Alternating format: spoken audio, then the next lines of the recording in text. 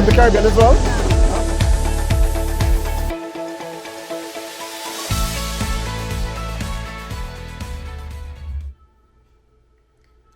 Hi guys, welcome back to the channel. My name is Nigel, and if you're new here, this is the Caribbean Culture and Insights channel where we discuss various topics and information that are of interest to the Caribbean culture and its communities.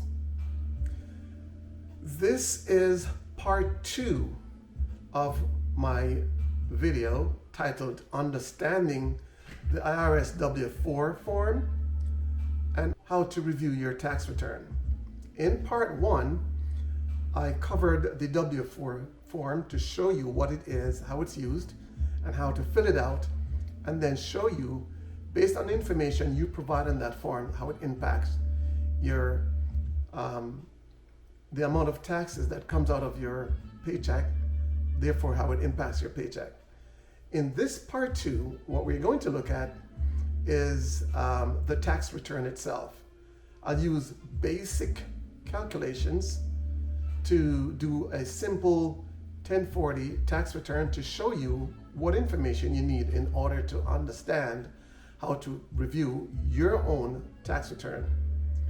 Then we're going to go from the very W-4 form to fill in some information, see how it's used to come up with the tax deduction out of your paycheck and how it's impact the paycheck and how it impacts the tax return.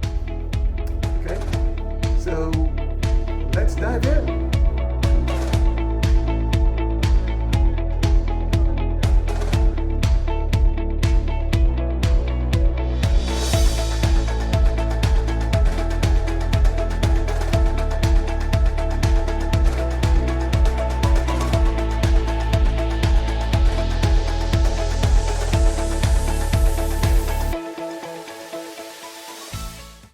Hi guys, welcome back. Ready to do some simple tax return? All right, well, let's get started. So we said that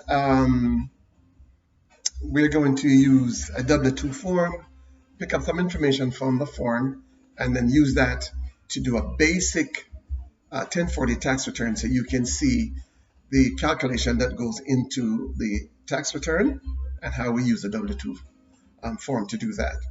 And then we're going to go from the W-4 form to see how we pick up how the HR department use the information on the W-4 form to determine the amount of taxes that comes out of your paycheck and how that impacts your paycheck, and then how it impacts the tax return form.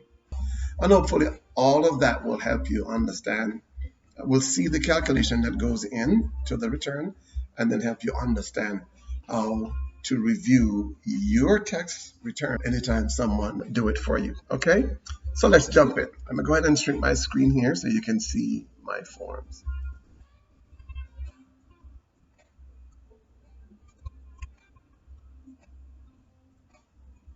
I put it up here, so all right.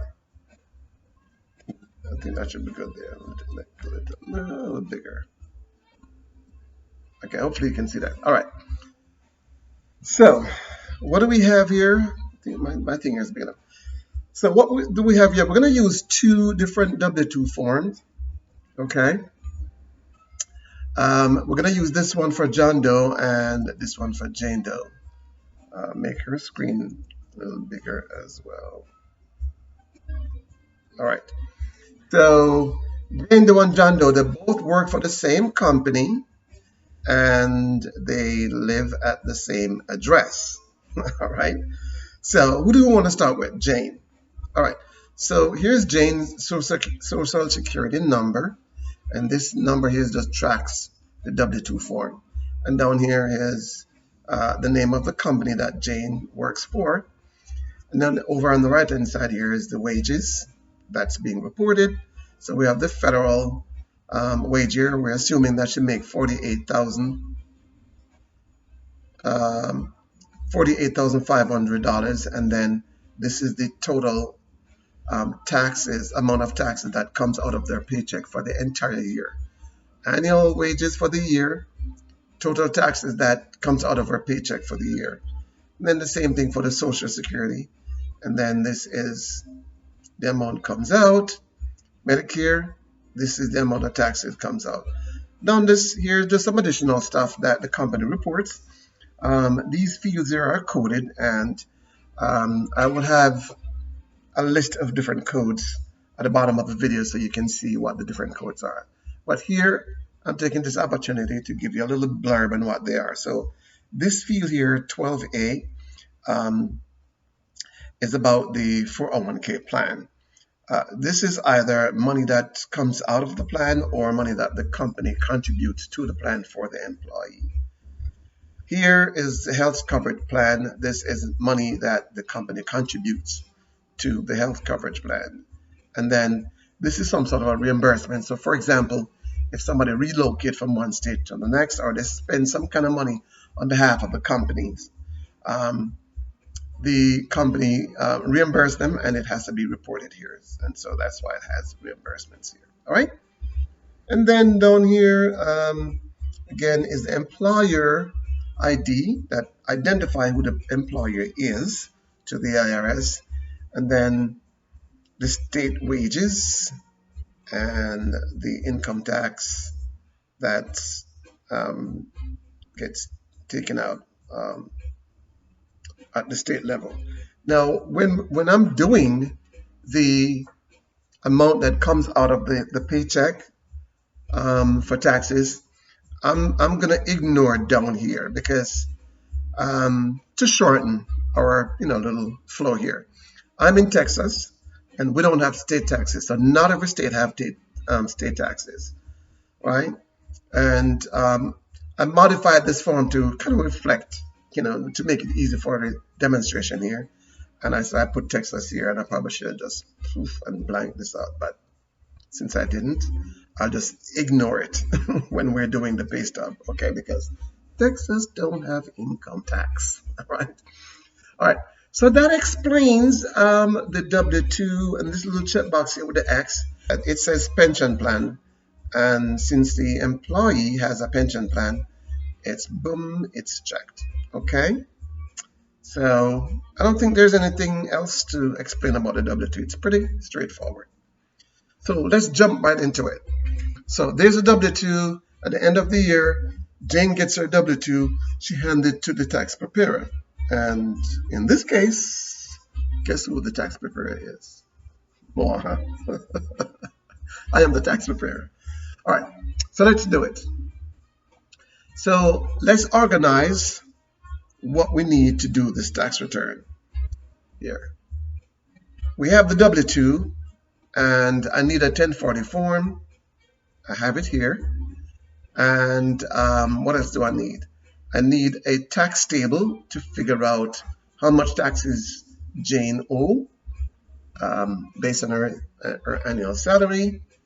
And I need a payroll tax table to figure out how much taxes I need to, how much taxes the HR department took out of her paycheck, okay, to do the pay stub.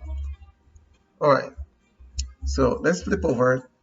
So let's do Jane's tax return. So as the preparer, first thing that would happen here, Jane, first name goes there, last name goes there, and she's single in this example. So we check the box here for single. All right, and we go back to the W-2 to pick up the Social Security number, and 6789. So we come back here, and our Social Security number is 123-45-6789. Okay. Again, she is. Make this screen a little bigger here. No, it's gonna cover up my. Okay. I don't want it to cover up my right, how about that? Okay. want to make sure that you can see the entire form. Okay, we said she's single, so no spouse. Home address, get that from the W2, 123 Elm Street, and is anywhere else in the state of Texas. All right, so where are we? 123 Elm Street. All right, and what do we say here? Anywhere else? Okay, and we said it was Texas, and we said it was 780. All right, so let's go back to the W2 because we always want to check to make sure the information is correct. So anywhere else, city, Texas, 75282, not 0. So we need to make sure that we have the correct zip code and put this in uppercase. Okay. Current country name, that doesn't apply to us. We're in the US. And anytime during 2021, did you receive sell, exchange, or otherwise disperse any financial interest in any virtual currency? They're talking about cryptocurrency. The answer is no. All right. This part here is basically saying, do you want to donate to a presidential election campaign? And we said, we're just going to leave that. It doesn't apply to us. We're not donating. All right. Next, we come down to this field here, standard deduction. Okay. And in part 1 video, we explain what this is. The government allow you to take some allowance before taxes are calculated. Okay. So it's just saying here, can someone claim you as a dependent? I'm going to say no. My spouse, not married, Jane. Jane is not married. No one can claim Jane. And is Jane's spouse itemizing? Jane doesn't have a spouse. So we'll leave that. What about down here? I mean, age and blindness. She's not, she wasn't born before 1957, and she's not blind. So we ignore all of that. Come down, does she have any children for dependents? At this point, she's single, no. So we keep coming down. Okay, what is Jane's total wage? I know what it is, but let's use the proper procedure for this demonstration. We have to go to get that information from the W2. And there's her wage, $48,500. Okay. So we put in the 48,500 there.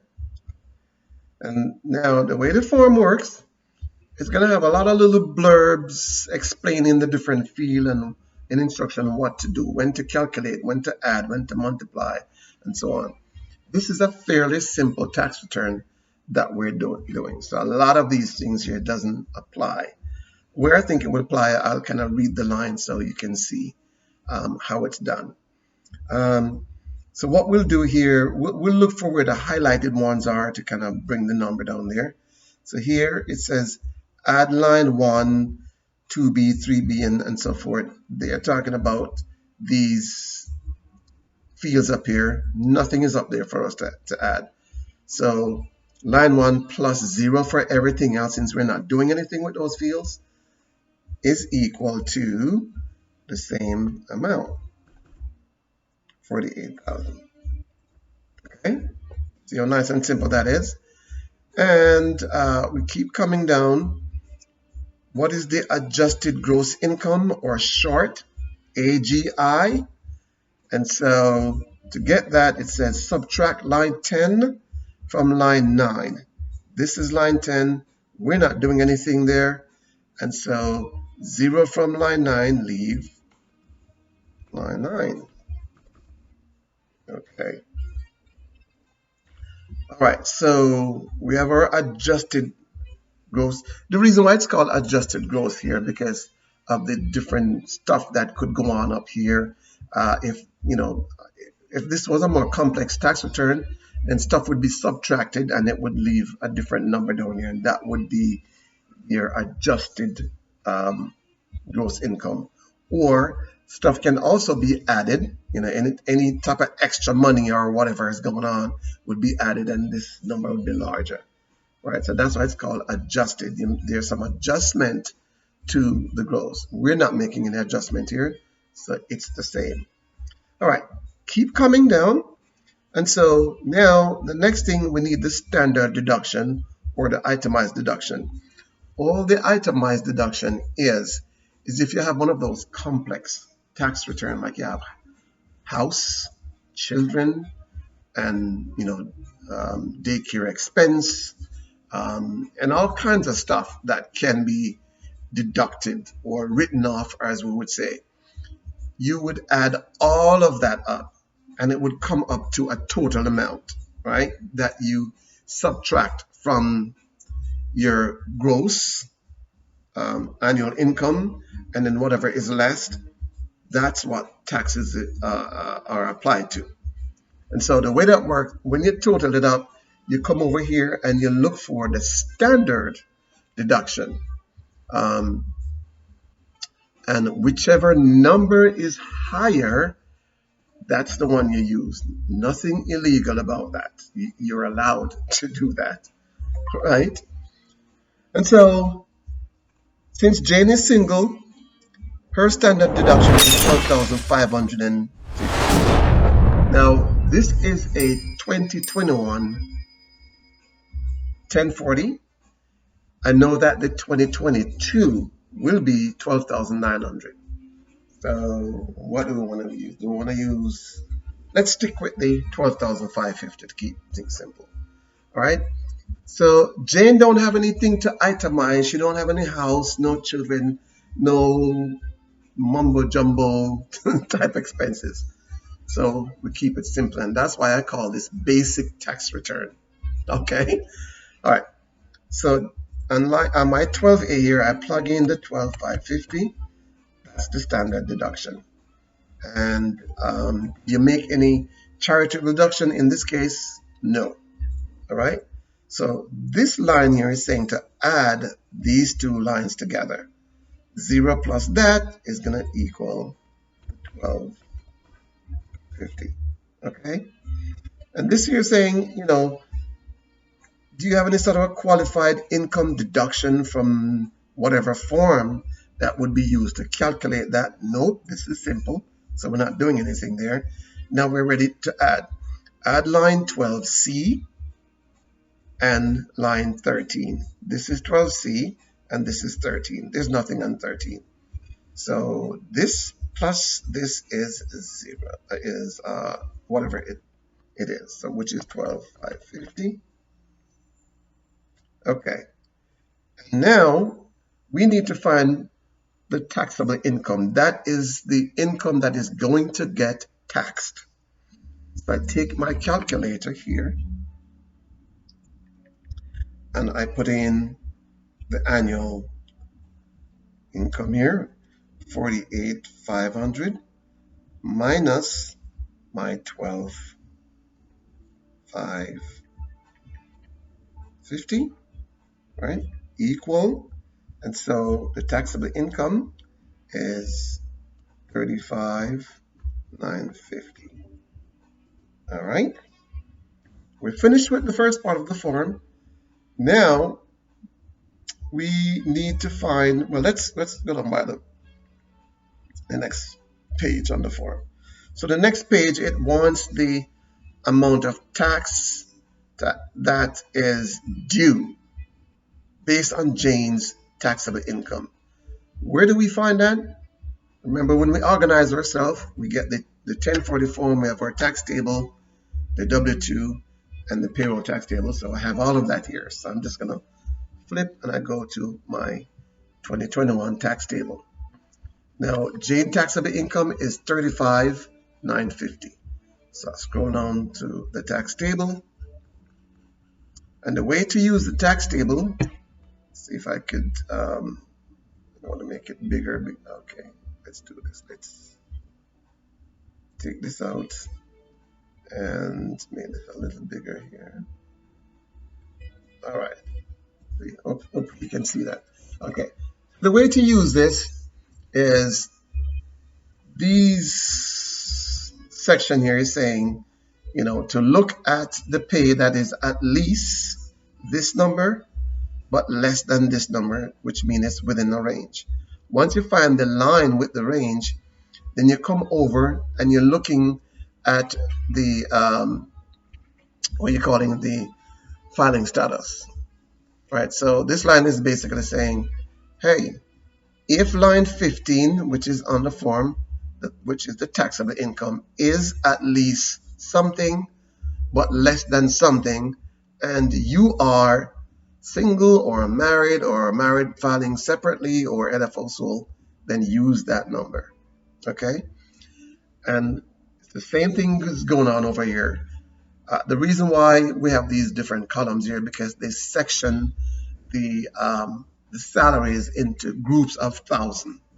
So here, this is everything before 1,000, and we have 1,000, 2,000, and I scroll down, and then I'll see my 3,000, and if I keep going down, there's 4,000, and it come over to 5, 6, and so on. So I'm scrolling down, I'm looking for 35,000 because the taxable income is 35,950. So I keep going down, 24 something, 26, 33 something, 34. There's my 35 section, or if you want to call it category. All right, so now that I'm in that section, all I need to do now, let me scroll back up here and show you what we're gonna do. All right, so when I find what I'm looking for, I'm gonna come over and I am looking for the single column because Jane is single. So when I scroll down, I'm not gonna be able to see the heading here. So I just kind of know that, okay, this is the minimum range, the maximum, and then the first column is my single column. So this is the column I will be looking at. So let's go back down here. So there's my 35, and we want 35,990. So here's my 35,990 here, at least 35,990, and it's less than 36. So Jane's pay is within this range. I scroll over, and here is her the taxes that she owed, 4,118. So now I flip back on the 1040 form, and I put that amount in. Okay. Same thing like page one. There's some stuff going on up here, and we said her thing is simple and straightforward, so we're not gonna be doing anything here, adding or subtracting anything. So what I'm gonna do, I'm just gonna look for the highlighted area, which is the total tax, and it says to add line 22 and 23. This is 22 and 23. There's nothing there, so therefore what we're left with is 4,118. All right. So we come down now, and now it wants the federal income tax withheld from the W-2 form. That is the amount of taxes that came out of our paycheck. Where is that? It's on the W-2, and it's told right there. So I'm going to flip back to Jane's W-2, and there's the amount of taxes, $7,072. Okay. So I go back to the 1040, and I simply plug that in. Okay. If you don't have a 1099 form, which is another form that is used to report money that is paid to you throughout the entire year, people with traditional jobs get a W-2 at the end of the year. People who don't have a traditional job, they work something like, let's say working in a landscaping company or you're working at home taking care of someone, an elderly person, or you're doing some type of babysitting, some type of nanny, or you're working on a golf course as a caddy. Um, they just they if you're working through an agency, the agency would hand you a 1099 with the amount of money that you made for the year, um, and so you would pick up that amount. Jane, that is not the case with Jane, so there's nothing to do there. All right, so let's see what it says to do. So nothing here. She don't have any other income. So on this line, it says to add these line. Nothing to add to the 7,000. So therefore, what we put down here is the 7,000. And 72. Do I have a typo there? All right. So we don't have any estimated taxes or anything like that. So we'll leave that alone. Keep coming down the line. There's some stuff here. Right now, nothing here applies because, again, everything is simple. So here, though, it says these are the total other payments and refundable credits. And how do you get that? Add line 27A as an apple and 28 through 31, which is all of these here. And like we said, nothing is going on there. So, so this would be 0. Okay, like that. Okay. And then the total payment now is, where are we? At line 25D, 26, and 32.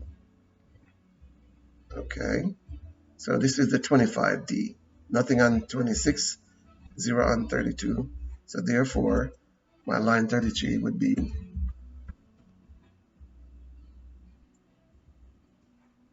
all right. And this is basically saying, I mean, if you had paid some taxes to some other channel or something or some other source, all right, doesn't apply here. Everything is pretty straightforward. So now, what are we ready to do now? We're ready to figure out if Jane owed money or she will be getting back a return. And notice how they label it here. If she will be getting back a return means if I overpaid, some money comes back to Jane. It returned to her, and that's where the word return comes from.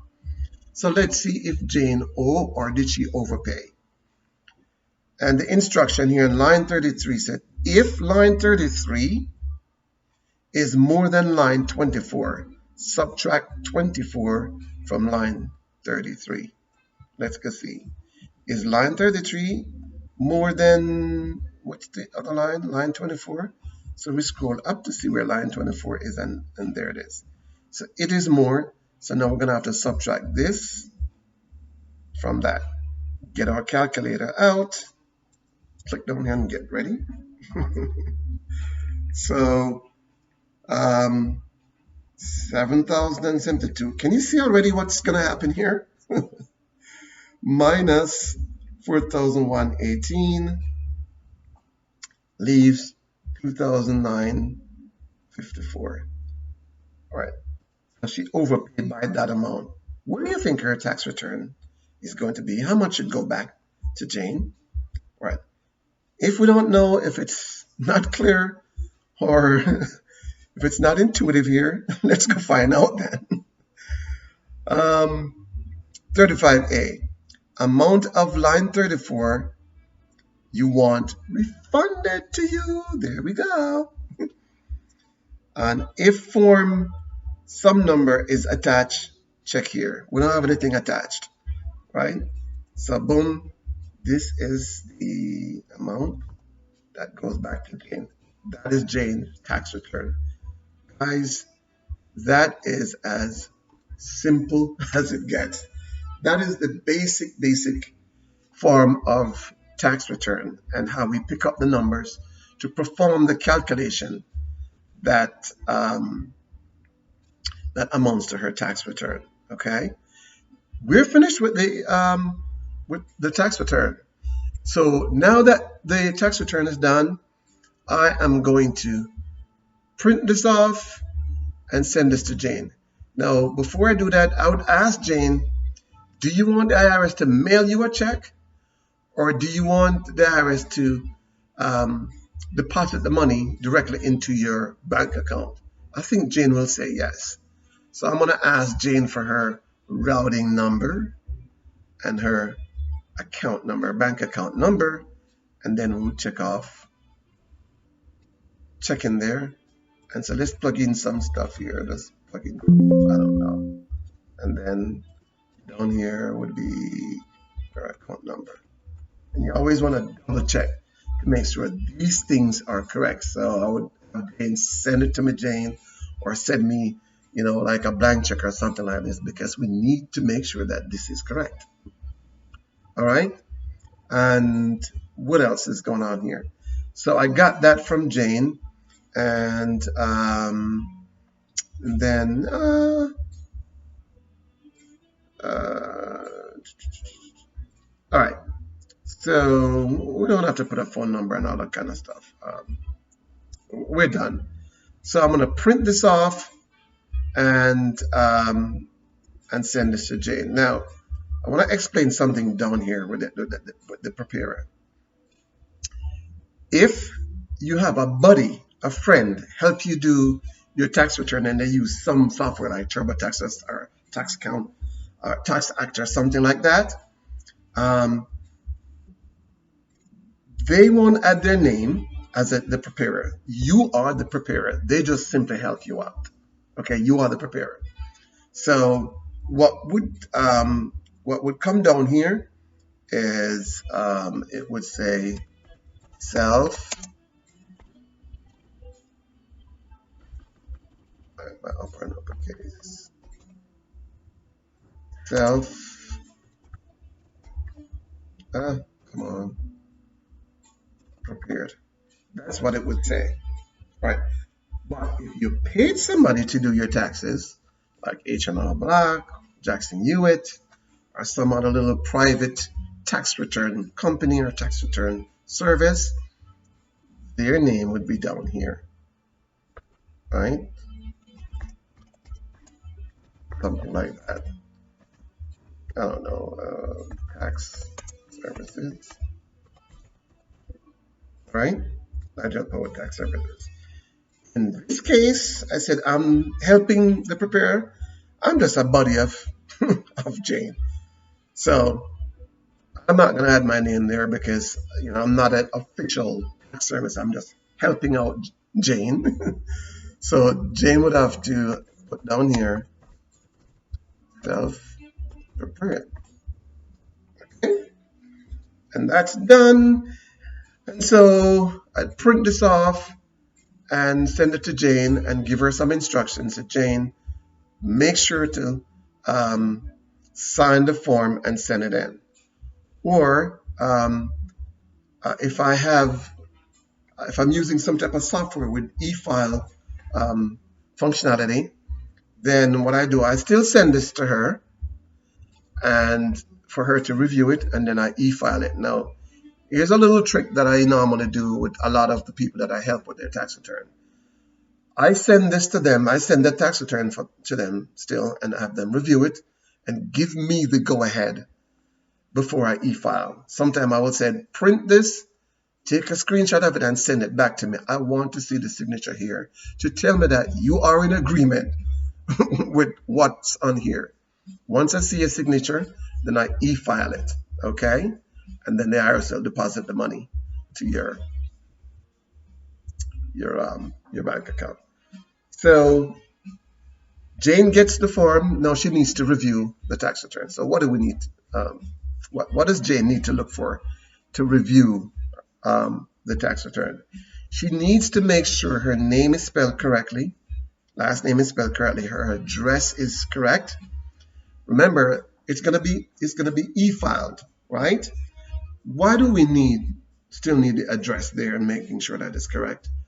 Because this bank account here, something could go wrong, right?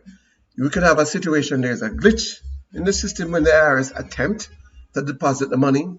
There could be some sort of a typo here that probably I didn't catch it, Jane didn't catch it, or any sort of a thing. Maybe Jane look at an old paycheck check stub or blank check and give me the wrong information.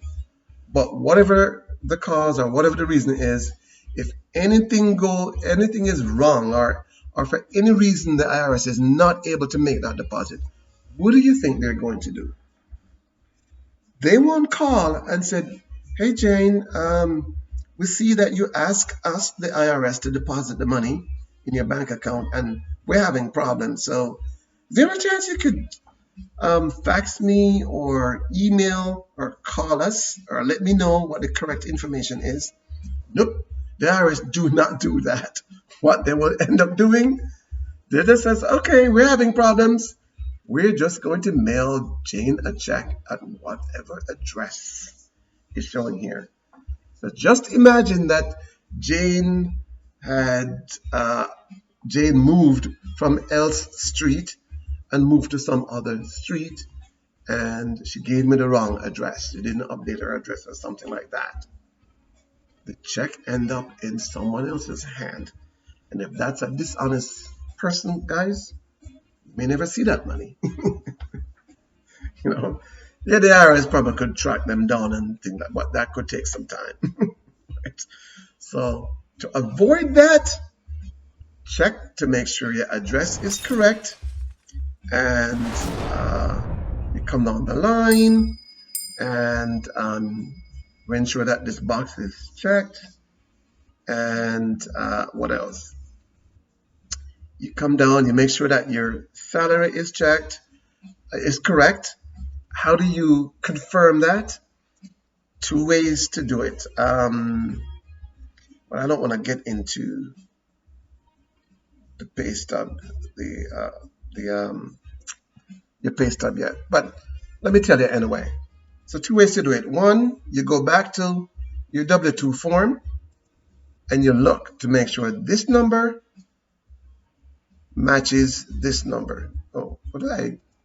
No, this number here, the salary, match this number. This should be the same. Another way to check that the W-2 is correct, you take whatever your weekly, your bi-weekly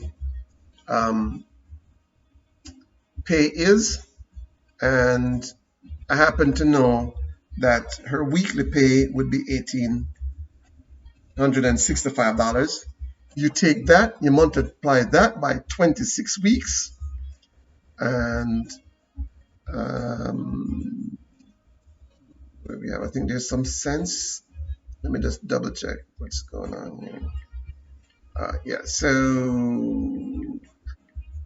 her paycheck is like $1,865 and about 38 cents. All right.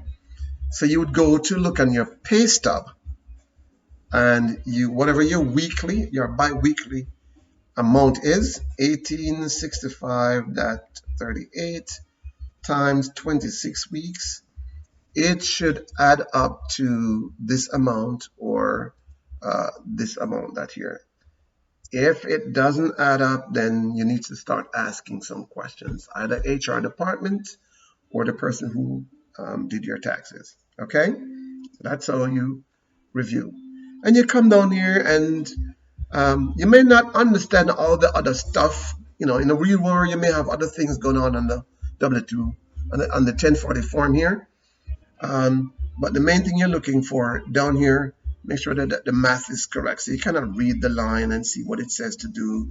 If it says to add this and then A, B, and C, you do the addition yourself and make sure that the result is what's here. If it's not there, then there might be a mathematical error. You can call your tax preparer and say, okay, I'm reviewing, and when I do the math, I'm coming up with something different. Can you double check? That sort of thing. Standard deduction, you would come over here and check to make sure they picked up the right thing. The $1,250 is what you have here. Sometimes people made an error and picked up, 25,100 here. Why would they make that error? What if I'm the tax preparer? Last year when I did your tax return, you were married, right? And so this year I'm doing it. You got a divorce after I did the tax return for you, and somehow that information never get to me, or something, or maybe my mind stuck on that you're still married. So when I'm doing the tax return, somehow my mind just go there that, oh, married. Pick up the wrong number and put it over here. That would be incorrect. So you would need to catch it doing your review. That, wait a second, I am single, and the standard deduction says 12,550. Why do they have 25,000 here? Or it could be the other way around. It could be that last year when I did your taxes, you were single. This year you got married, and some of mine stuck in the whole singleness. And I said, oh yeah, Jane single, her standard deduction is 12,550, and forget that she got married. So Jane would call this and say, wait a second, I am married, so my standard deduction should be 25,100. Why does he have 12,550 here? Let me call him and point that out, that something is wrong there. Okay? So you check those things to make sure that they're correct, and just come on the line and see. Wherever you see a number, you don't have to read every line on the form. Wherever you see number in the field, that's the line you read. Wherever, anywhere you see a number, you come over and read the line, see what the line says. So for example, down here, what does this line says? It says to add 12A and 12B. So you would come up here. Oh, that's correct. What if you see some type of number in here, right? Like that. And you see this. That would, you do the math and say, okay, this is not correct. And then you'd call the preparer, right? So that's as simple as it gets. Again, you don't have to understand the whole 9 yards, what's going on, or go look up anything. Just go to the line that have a number, and you cross and see what the line says to do and check to make sure it's correct. All right, your taxable income, you do the math, and there. And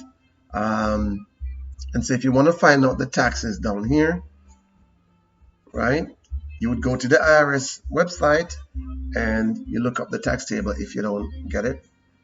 If you didn't have it already. So let me show you how you do that. What do we want here? Let me bring this over here. All right. So you bring up your browser and you simply type in the IRS.gov website. Type that in, and you look up. I would put in the word individual tax table.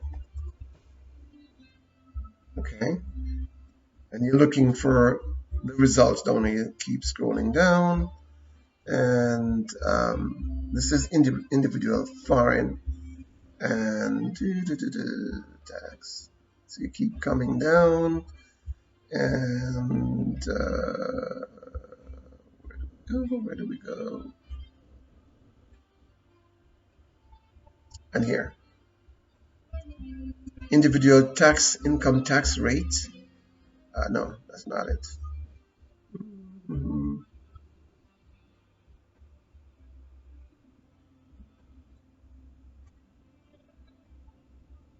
Let's see if this is it.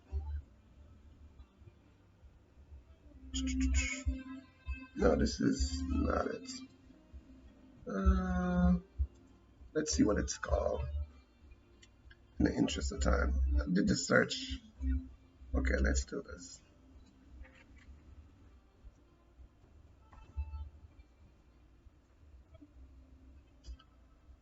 Income tax table. That's what I should have put in. Income tax table, and there we go. All right. So you'd search for income tax table. You find the tax table here. Come. And you scroll down and you do the same thing I did. Just go to that 35, whatever, and let's do it while we're here, right? And then let's make this bigger. Make sure that my video is not taking up the screen. And then you come down and look for the 35,950. You see that is 4,118, and so you double check to make sure that's that. If it's different, then you need to have a conversation with the preparer to say, okay, maybe I'm doing something wrong. I'm reviewing my taxes, and why is these two numbers different? And they will do the explanation, or thank you for catching it, right? Same thing you do down here. Wherever the number is, you see what the line says, and it says, federal income tax withheld from form W-2, 7,072. I come over to Jane. Jane would have to come over to her W-2 and look to make sure that amount that come out of her paycheck matches what's on the form.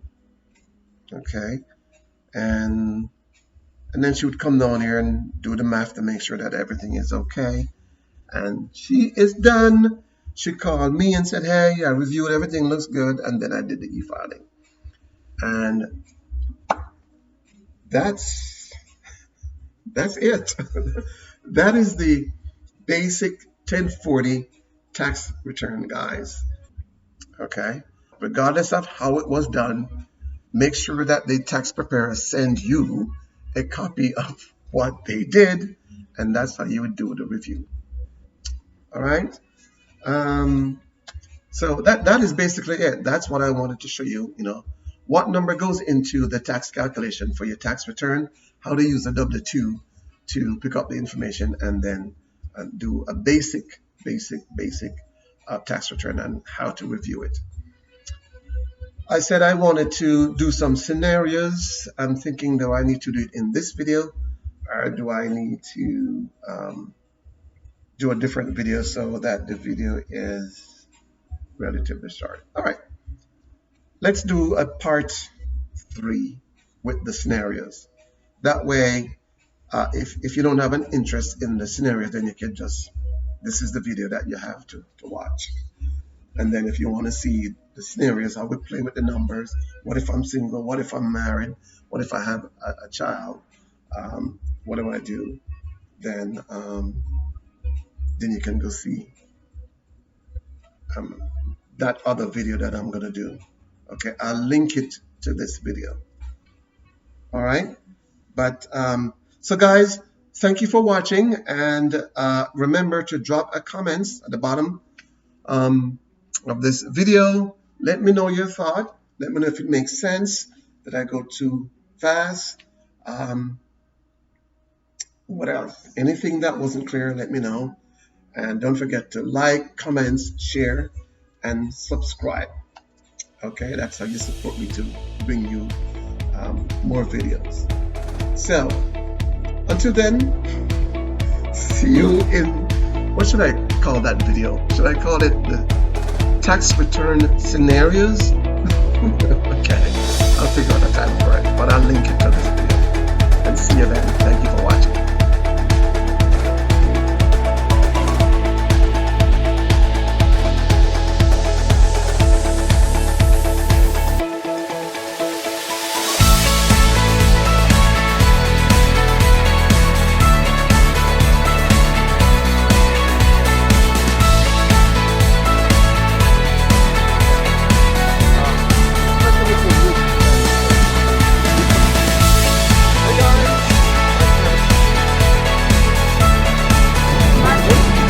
You're from the Caribbean as well?